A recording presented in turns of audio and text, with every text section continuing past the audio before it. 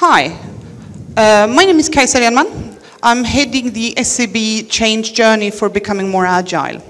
I've been working with the bank for very many years, not as many as it's been existing, 150, but not far from that.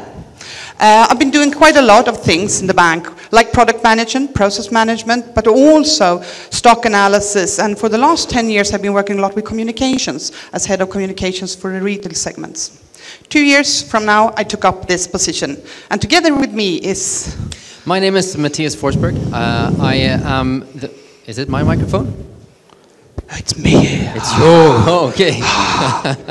So I'm Mattias Forsberg. I work as the manager for Center of Excellence for Agile within SEB, and that means basically that I'm managing a team of 10 Agile coaches, helping the bank to find better ways of developing and maintaining great software.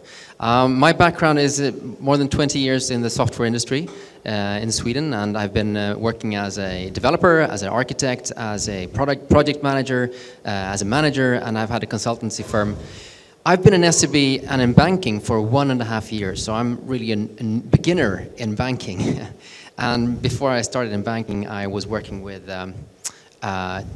cable operator, Sweden's largest cable operator, as a development manager, and built an agile development department over there. So Cajsa, tell us a bit about SEB. Yeah, probably most of you knows the SEB brand, but maybe you don't know the magnitude of the business and the size of it. We are having a universal offering, meaning that we have all of the kinds, the full range of products for all segments, meaning that we have branch offices and stuff like that in Sweden, in Lithuania, Latvia, and Estonia. But we are also a geographically widespread company because we have people working in like Singapore, New York, London, Hong Kong. Although focus is on Northern Europe, where we have our main businesses. So for example, in Germany, we have a lot of people working, but they are mainly towards the corporate segment, not the private segment, the corporate segments. And the corporate segments is basically where we come from. That is our heritage. We have been working with almost all of the large Swedish companies from they were very small until where they are now. We also have, since like 10 years back, large focus on mid-sized and small corporates as well. But we have this focus also on the private side, on these 4 markets, as I said. We also have the asset management side. That is something that has been in our DNA for ages as well. So we have quite a strong focus on the entrepreneurs when it comes to the private side. Yeah, basically that. So Mattias. So let me just ask you guys, how many people in here are working in banking in some way? Oh wow, that's almost half. Great. Okay, so the rest of you, you're probably working in other industries. I understand that. You know, the thing is, many years ago, the walls you see behind me, you know, they were in banking. That was our business proposition. That was our unique business proposition. Those walls were safeguarding your money. You came to us as a bank with your money. We put it behind those walls in our really nice vault inside, and they were safe and guarded by our really strong guards that you wouldn't want to rob.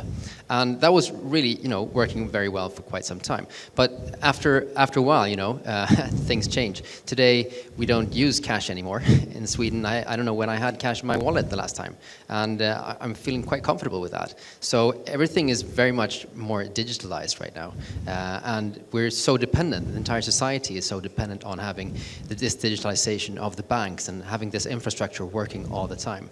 Just to get a grip of the scale of things we're working with in SEB, we have about 16,000 employees worldwide working in the bank serving our customers. Out of these employees, about 13% work with IT in some way. We have about 4 million customers, private customers. We have 400,000 corporations and about 3,000 large corporations and financial institutions that we help every day with their banking business. And in order to do that, we have about 1,200 or 1,200 plus systems that need to be up and running and working to support these customers. We have more than 100 different development groups or development teams working to develop and maintain these systems and making them great. And we have, at any point in time, at least 80 concurrent ongoing projects that are doing different things for our customers or for making the bank a better place to be. And Mattias mentioned the word digitalization. The banking industry is facing a new era, I would say. The digitalization comes really fast and has been there for a while, but now the mobile devices really turns into the hot stuff. You can see here on the graph that the mobile logins are really peaking up in a very fast pace. And for the Swedish customers, over 60% of the logins to the internet bank or to the bank as a whole is done via a mobile device. Meaning that we actually brings the bank with us in the pocket all day around, 24/7, all year round. And as private individuals, we get used to that, and we really kind of like it, and we use it a lot. So shouldn't we want to be there when it comes to our business? The business we work for, the business we own, of course. We want the mobile device to function as well for the corporate side of our life. So now we can see that about 20% of the logins regarding the small and medium-sized companies are also done via a mobile device. So we go very fast into the mobile sector. Why is that important? Yeah, because now we're not facing competitors that we were used to facing. We faced other large banks with a lot of long heritage, with quite slow way of working when it comes to attacking the market. But these guys that we're meeting now, they are quick and they are fast. And that is the need for speed is actually just getting very much more important.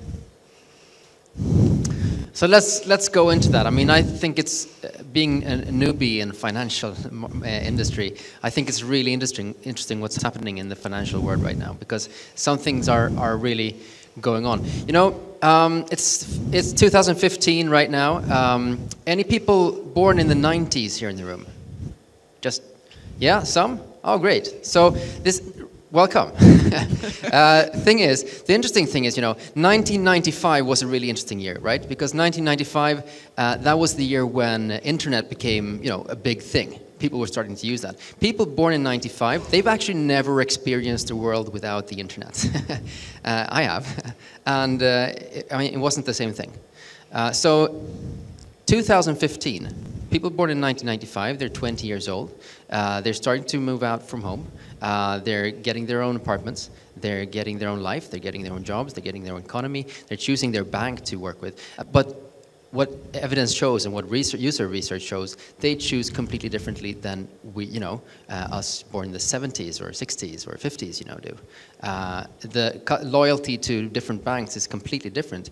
And something becomes much more important, and that's, of course, the user-centric design. It's a key differentiator when people are choosing their bank today. And that's something that, as a bank, we really have to think about, because in Sweden, you know, banks are used to being open at between 10 and 3 p.m. And if you don't get to the bank at that point in time, well, then you're not welcome. Now, that's not the case. Now we have to be open 24/7 and always be available to the clients. People say that in 2 or 3 years, this will be the primary platform where we do our banking business. Now, it is a game changer, and I think that it's not difficult to guess that many banks will adopt a mobile-first strategy quite soon. Now, another thing I think is really interesting is crowdsourced services in banking. We've seen a lot of that, you know, coming up. Peer-to-peer loan companies coming up, you know, connecting people who want to loan money for an interest and people who want to get money. Kickstarter. It's been in the news for a long time, and they're really doing a good job in financing new ideas, new initiatives, and getting new product out in the market. But I think also peer-to-peer financial advice is really interesting. We see a lot of European Union regulation coming up right now, saying that, you know, banks who have an interest in giving advice for things that help the bank but not the customer, that's something that regulators feel they need to change. And then peer-to-peer financial advice, where you're actually advising people based on your own investments. The investments you do, you show them to others, and they can see, hey, you're quite a successful investor, so I'll try to do the same thing as you're doing. And those are things, you know, coming up from a really social internet that's really interesting. McKinsey recently released a study that they made saying that about 80% of a bank's interactions with customers are at risk to being lost to new actors in the market who are not banks and non-bank entrants. And these new actors, they usually have a much closer relationship to their IT, their work in IT, than we see that the traditional banks have, where IT is usually, not the real bank, it's something else. And that's a really real difference, because these new players, they're much faster at responding to customer needs and can provide new products at a higher speed than the traditional banks. And that's really the problem for the entire banking industry right now. And so let's start, the story that we would like to share with you today. And our story at SEB, facing this problem, it starts a couple of years back, basically in year 2000 or so. In the 1900s, we really had quite a close cooperation between IT and business, and working really closely together, building really good products. Everything was really fine. We had a great IT. However, it was so good that the thought arose that what about if we actually try to sell, our IT services to other companies as well? Let's try to do that. So we took the IT part of the company and put it into a separate company and said that, okay, SEB IT, let that company try to sell IT services to the bank and to other people as well. Now, I think you've all heard this story before. It didn't really turn out to be that efficient for several reasons. Well, first of all, we actually didn't sell anything to anybody else. We sold a lot of things to SEB, but not really to anybody else. We had actually one customer. We found that, the closeness between business and IT had been really something that was really helpful. It was really good because it helped us to build the great things we did. When we started to building a supplier-vendor, order kind of relationship, it didn't really work out that well. So to solve that problem, we sent up a balloon, a kind of translation team. People who were able to talk to the business, and business making sense to the business, and also being able to talk to the IT guys and, making sense over there as well, and translating everything. So anybody read the Agile manifest here? Yeah? So it says something about, business and IT working closely together on a day-to-day basis as some kind of principle. So based on, the Agile principles and things that we think about in Agile, this isn't really the way to go. And I think we did realize that at SEB as well a couple of years back, and something happened that made us realize that, didn't it? Yeah. We had this huge project. This is actually in Swedish for those who can read it, but you can see it's not good things on the sign, I hope. We had these huge projects, reinventing the whole IT structure for the bank. One IT roadmap, we call it. That was a huge project. Turned out to be too huge. It was impossible to manage in an efficient way. And as a consequence, we needed to close it with some substantial write-offs, actually, some substantial costs. But that was also a wake-up call. What are we doing? How are we working? What do we need to do to address these kind of monsters being created in the bank, so to say? So what we started to do was reorganizing the IT, taking off the people in the balloon. Fortunately, we took them down a little bit slower than this would have happened if we did like this. And many of them are still working within the bank on the IT side or the business side. Business on one side, IT on the other, looking at each other, thinking, okay, so how do we do this? Let's start talking, but who should talk to who? So that was a tricky thing to address. We saw the need of building relationships, building trust between each other, but we needed a way to do that. So we tried to address that, didn't we? Yes. We did an arena, a governance arena, but also a relationship arena between IT and business. We call it Compartment. And this is still the way we run very much of the IT today.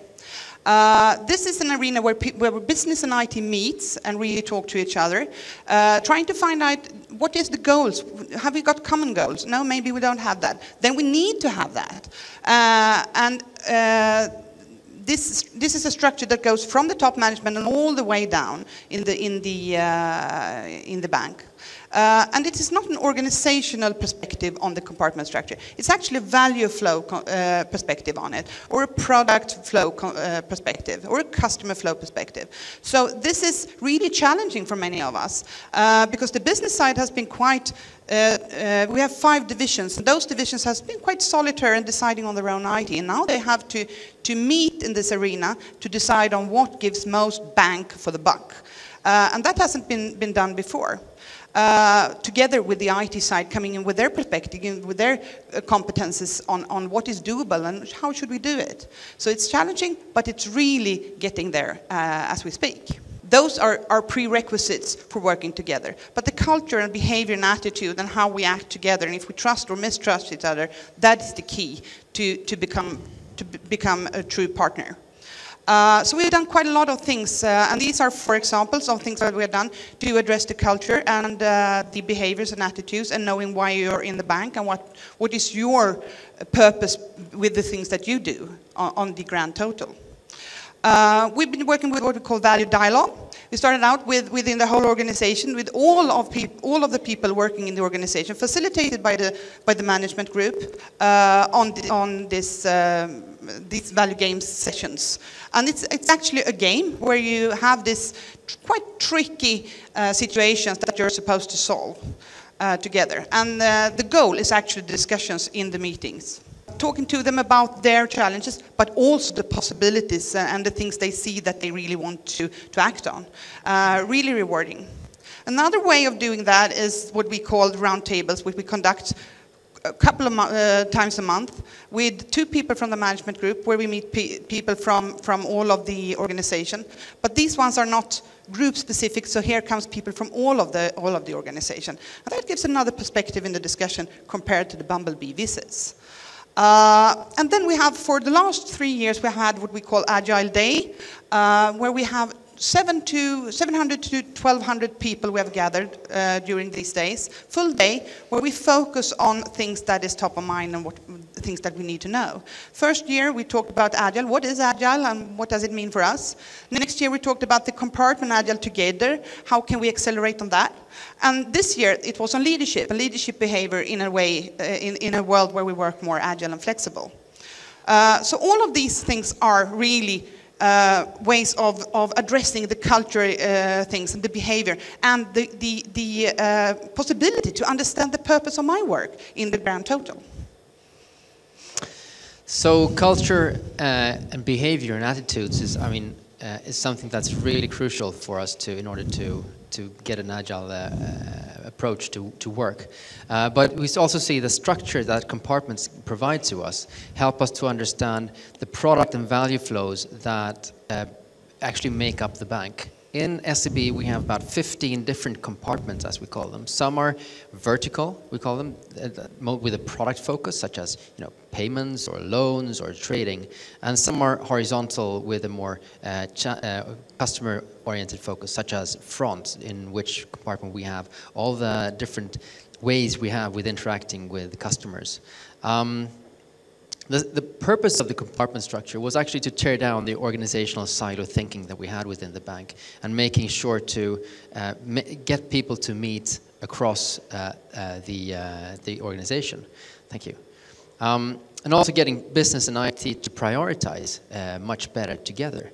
And that was really some of the things that we saw with the compartments that could help. This, I have to just get my notes. Thank you. This is really, to one sense, if we go back to what Jan-Erik was speaking about this morning, what the compartments are doing from that perspective is portfolio and project dependency planning and working with the dependencies on a project and portfolio level.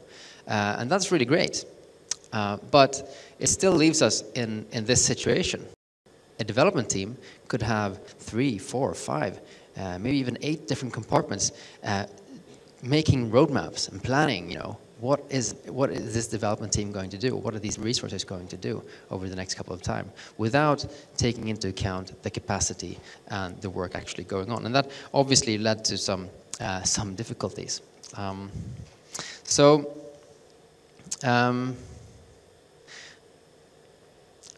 looking at this problem that we had when we got the compartments in place, we saw that we needed to reorganize the IT part as well. We needed another organization in the IT in order to meet up to the compartment organization. So we adopted a strategy we called, in Swedish, called letting 1,000 flowers blossom. And basically what that means is that if we let 1,000 flowers blossom, if we let every part of the organization, find their own ways of interacting with the compartments and finding their own ways of building an organization that can respond to these needs, well, that would probably be the best way to go forward. And from an Agile perspective, from an Agile standpoint, I think that's quite a good idea, actually, because the lean principle of saying that, okay, let the people doing the work actually define how it is done as well, because they are the ones who know it best. And I agree with that. The problem was that when we want to focus on, for instance, development for the loans product, it was really difficult to find the people working with the loans product because they were all over the place. We hadn't organized the people working with the loans product so they can actually, talk together and find out in what way they were supposed to work. So obviously we needed something different here in order to get change to happen. Who decides the organization? Well, management does. So we needed to get management on board to start realizing what ideas are underlying for an agile organization. What we did was, together with management, we defined something we called an agile framework. A framework of ideas and principles saying what defines an agile organization. Very much based on the issues and problems we had in the organization at that point in time. Values and principles were important. Continuous improvement is, of course, something that we talked a lot about at that point in time. Getting organizations and teams on the IT side with a business-oriented purpose and goals. Stable teams organized towards high performance. We needed some kind of organized product ownership. We started analyzing the value flow. We collected lots of people with insight into how this value flow worked. We took input from many places. We tried to basically apply some kind of version of SAFe, Scaling Agile Framework. We took in consultants with SAFe expertise to understand how we could apply this as well. And when doing this, the conclusions were clear. We had a lot of different systems involved. We had a lot of teams who were partially involved in this flow, partially involved in building systems for this specific value flow. And when when trying to get things to happen here, and when trying to get a focus with teams that are actually just partially involved in something, that's kind of difficult. Fundamentally, Agile at scale doesn't really work if you don't have the basics working. Basically, fundamental teams who have a focus and can work with that focus in mind. Scrum doesn't work, either if you don't have, a focus in the team. If everybody on the team is doing different things, well, what's the need for teamwork? And I think those are the things we really found. So with those findings, teams' delivery capacity, so that every team could get a focus, and then assign teams to different compartments. So that every team, we could say that each team is assigned to this or that compartment for this amount of time. And by doing that, it became much clearer to compartment and compartment steering groups to see what kind of capacity do they actually have. And this was quite a big change. And this really affected and impacted the teams. We tried to understand, in order to try to understand what kind of impact we got from that, we started counting how many projects is every team working on. So this is a graph from our, counts of how many projects is every team working on. And what you can see here is we have some teams over here working on quite a lot of projects at the same time.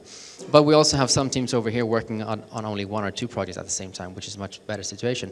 However, what we saw when we implemented this method of capacity planning, the difference of capacity planning, we could see a 45% decrease in the amount of concurrent projects that each team was working on. So obviously something really worked when we addressed the capacity planning situation.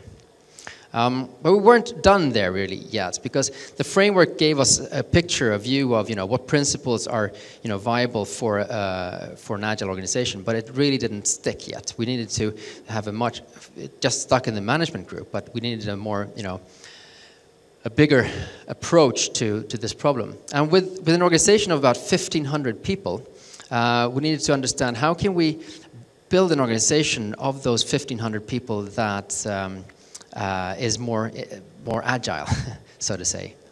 To do that, we collected a small group of people, cross-organizational group, that started to analyze, okay, so what would a new organization look like? What would the blueprint for a new organization look like? They plastered the walls of a big room with the initial models they had for this new organization. We call it the blueprint of the new organization. And then started taking guided tours through this room of different groups, getting feedback on what could this model of a new organization look like. We did it took 8 months in order to develop this model, and we took more than 50 guided tours through this room. I think we had more than 100 self-organized tours, and we got more than 2,000 feedback items on this new organization, a new way of organizing. And when this work was done, that was when the management team said, okay, so now we know a lot more than we did when we started this job, and now let's start to try to implement this organization. And that's really what we're trying to do right now. It's a very different approach to reorganizing than what we've seen previously, where the reorganization is decided behind closed doors by management teams that perhaps not really know everything that they need to know in order to decide on a new organization. Now the question is, has this solved our problems? Has the blueprint solved everything? Is everything great now? No, of course not. But it really has done something very, very important for us. It has advanced our thinking, and it has helped people to understand and realize what are these agile principles about, and how do we actually apply them in the SCB context. And that is quite a big help for us. Now, with this insight, we actually took on the same value flow again, and tried to apply it to the same value flow. And we saw some different things happening this time around. And this time around, we saw that the value flow was split up into parts where we had fewer systems and fewer teams to coordinate and fewer parts of the business to integrate together with. And we start seeing that when we're doing that and we're applying the rules of a blueprint when we're organizing ourselves, we get much more progress towards the direction we want to go.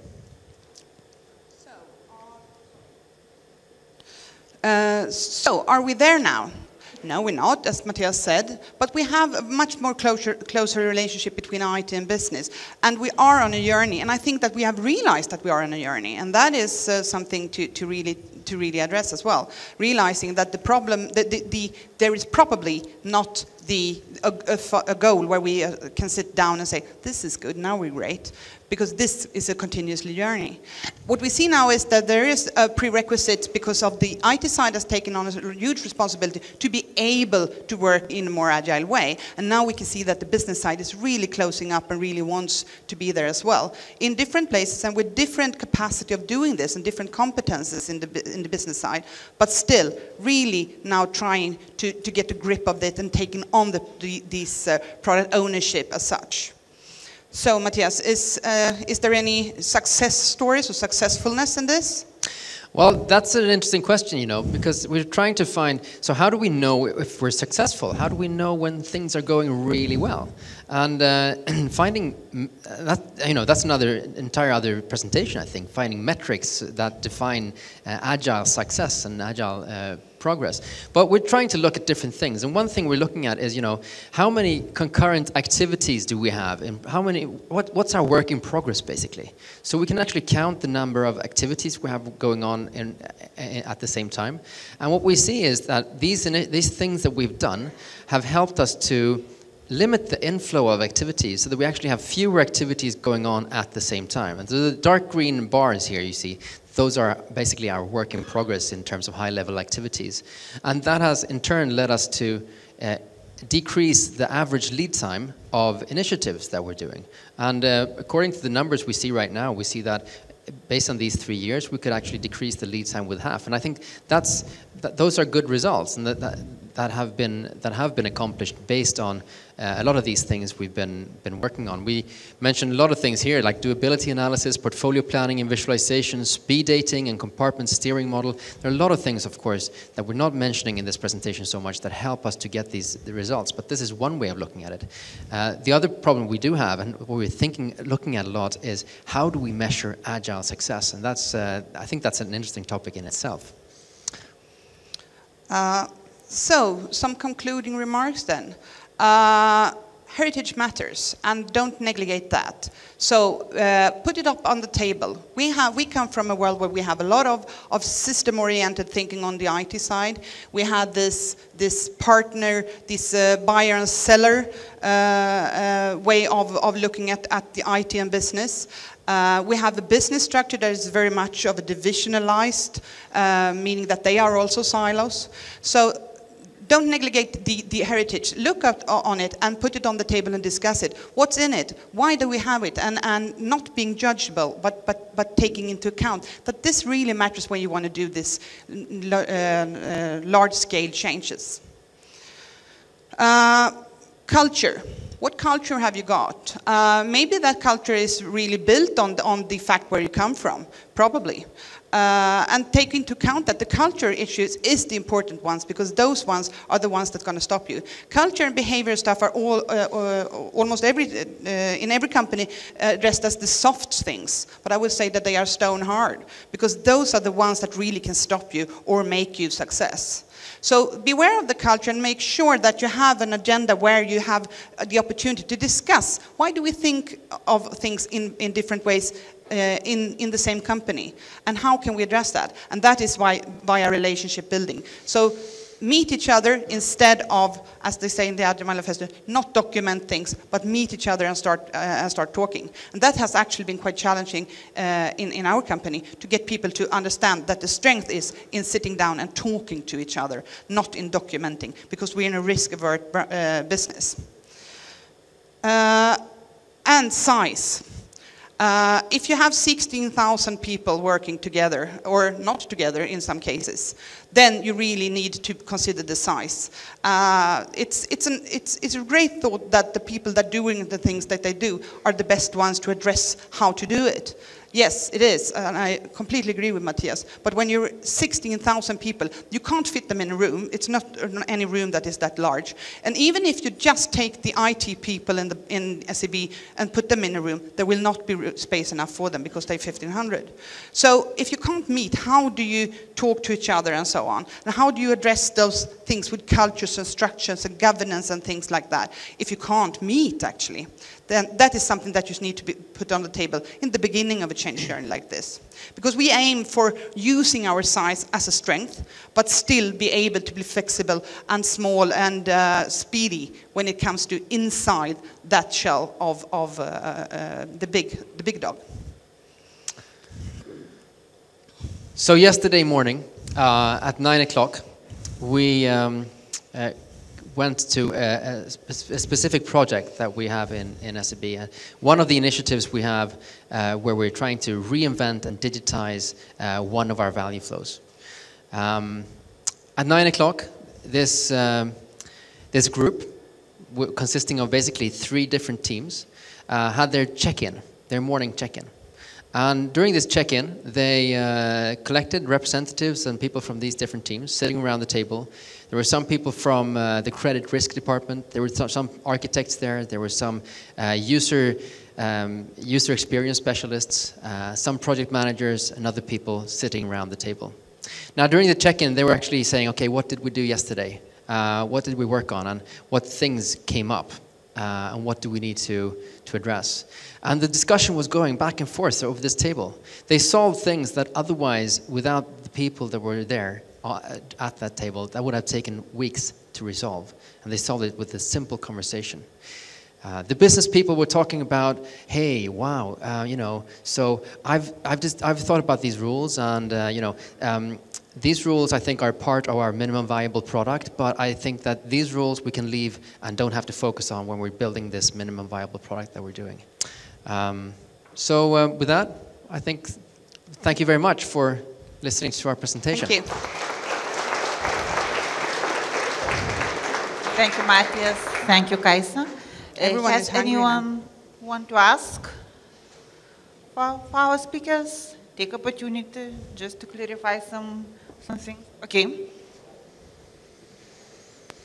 Hi. Hi. My name is Jordana, and I work for Barclays Bank. So the question is, you have a global organization over a few countries. And when you work in your teams on Agile projects, how do you manage all those virtual dispersed teams, or do you have projects just locally? Sorry, do we have? Do you have project team locally, and it's only a local team? No, I think we have very much a combination of different things. We can see both local teams in different countries. We can also see cross teams that are working both in several different countries at once, and of course the problems coming up when we see that as well. But also the advantages of it, and the advantages of having lots of different experiences, putting them into one team. But naturally, and I think everybody is aware of that, having teams in different places is really difficult to manage, and we see basically all different combinations of that within the bank. They're meeting physically, and they're sometimes meeting via phone or digital and other ways. So, but it's challenging, but doable.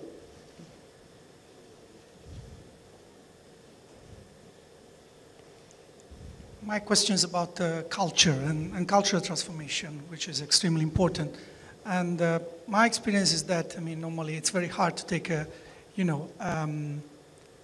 upfront approach to cultural change. So it will end up mainly in hacking your culture and seeing the results. So I would like to hear what is your experience, and what kind of culture hacks have you been doing in the past years to achieve what you want to achieve? I agree with you totally. Culture is one of the really difficult things to address. Cajsa, you mentioned some of them. The Bumblebee visits, the Agile days, and the other thing, big scale issues we've done. I think another thing we've been doing as well is something called pulse boards, where we try to see portfolios of things we're doing, and instead of sending Excel reports and stuff like that being compiled into something that can be sent to management, we're actually standing around lots of people, like 100 people or so, around a pulse board to get a grip of what's the current status. And that's a really good place to start building leadership behaviors, building behaviors in different people, when we actually can see the behaviors of people and actually work with them at that point in time with feedback as well. But it's something that really takes a lot of time. It requires, both education as well as feedback and coaching.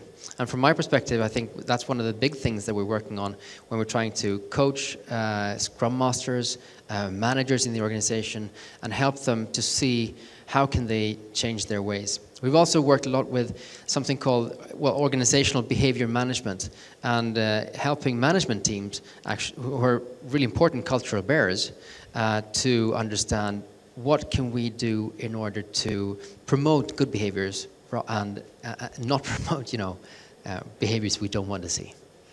And I think also that it's important that these things that I mentioned, the subject for discussion is not culture.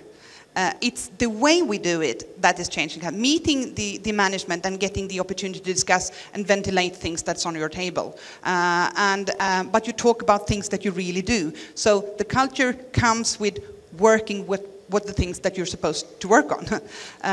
So you're not just sort of communicating about communication, but you're doing, the way you do it is creating a culture as well. Another question? Okay, then I will take opportunity and ask. I saw that you have method meeting, which is called speed dating. Can you describe it? Speed dating. Yeah, well, that's when we try to meet people. Lots of singles in the bank, so no, sorry. Actually, what we do is We have this really big, nice, round restaurant room. It's really big, and we put up a lot of tape. Anybody been to a real speed dating event? Oh, you don't have to say that. Okay, so don't answer that. Okay, never mind. But okay. But so, you obviously have. No, I haven't actually. I've seen it on TV. So okay. Yeah, I have a friend. Yeah. So what happens, is you put IT, on different tables around this round room, and then you have business going around to these different tables. So you get a lot of really short meetings between IT and business in different areas, and that builds up the high-level need portfolio. So people from IT and people from business are meeting up for discussions. Just 5-10 minutes each discussion to understand. Okay, what is the high-level need, and that really helps us to define capacity planning for the next period of time. And we're doing those speed dating events. I think we're doing them quite regularly, and we've been doing them for quite a while back. And it's something that is working out really good for us. Thanks.